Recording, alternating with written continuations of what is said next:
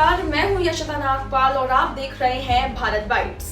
आज हम उस मामले की बात कर रहे हैं जिसने एक बार फिर दुनिया भर में सत्ता, राजनीति और ताकतवर लोगों के रिश्तों पर सवाल खड़े कर दिए हैं। जेफरी एप्स्टीन, वही नाम जिस पर नाबालिग लड़कियों के यौन शोषण और मानव तस्करी जैसे गंभीर आरोप लगे और जिसकी रहस्यमयी मौत के बाद कई राज दफन हो गए।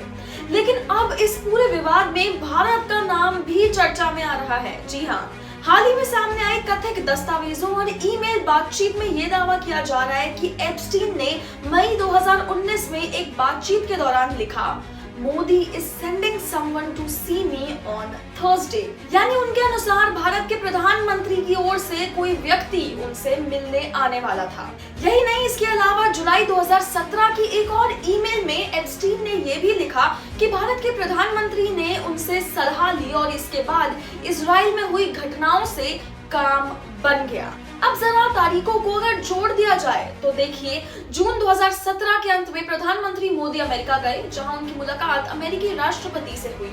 इसके तुरंत बाद 4 से लेकर 6 जुलाई 2017 के बीच वो इजराइल के दौरे पर पहुंचे और इसी टाइमलाइन के आसपास वो ईमेल है। यही वजह है कि सवाल और ज्यादा गंभीर हो रहे हैं। क्या ये सिर्फ एप्स्टीन की बढ़ चढ़कर कही गई बात थी या वाकई कोई ऐसा संपर्क था जिसकी पूरी जानकारी अभी तक सामने नहीं आई है? अगर सब गलत है तो फिर एप्स्टीन बार बार भारत के प्रधानमंत्री का जिक्र क्यों कर रहे थे? कितना शर्मनाक है भारत के प्रधानमंत्री का नाम एक ऐसे आदमी से जुड़ना जिसे पूरी दुनिया एक यौन अपराधी, मानव तस्कर और नाबालिग लड़कियों के शोषण के अपराध के रूप में याद रखती है, जिसने पैसे और ताकत के दम पर नाबालिग लड़कियों का एक पूरा शोषण नेटवर्क खड़ा कर दिया। वही एप्स्टीन जिसकी जेल में हुई रहस्यमयी मौत आज भी दुनिया को ये सोचने पर मजबूर कर देती है कि क्या ये सच में आत्महत्या थी या फिर उसका मुंह बंद करवाने की एक सोची समझी साजिश। ऐसे में उसके दस्तावेजों में प्रधानमंत्री का नाम आना, वो भी उसी टाइमलाइन के आसपास जब वो वहीं पर मौजूद थे, ये सब झुठलाया जाना थोड़ा सा मुश्किल लगता है। बता दें कि एप्स्टीन के पास अपना प्राइवेट जेट था जिसे लोग लोलिटा एक्सप्रेस कहते थे। उसका अपना एक निजी द्वीप था जहां शक्तिशाली और अमीर लोग अक्सर आया जाया करते थे।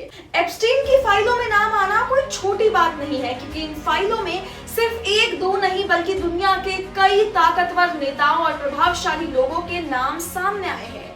जी हाँ, अमेरिका के पूर्व राष्ट्रपति बिल क्लिंटन का नाम सामने आया है। ब्रिटेन के प्रिंस एंड्रयू का भी नाम सामने आया है और कहा जाता है कि उन्होंने अदालत के बाहर ही इसका सेटलमेंट कर लिया। डोनाल्ड ट्रंप, जिनका नाम सामाजिक जान पहचान और तस्वीरों के संदर्भ में सामने आया है, ट्रंप ने कहा कि उन्होंने बाद में एप्स्टीन से दूरी बना ली थी और वो किसी अपराध में शामिल नहीं है।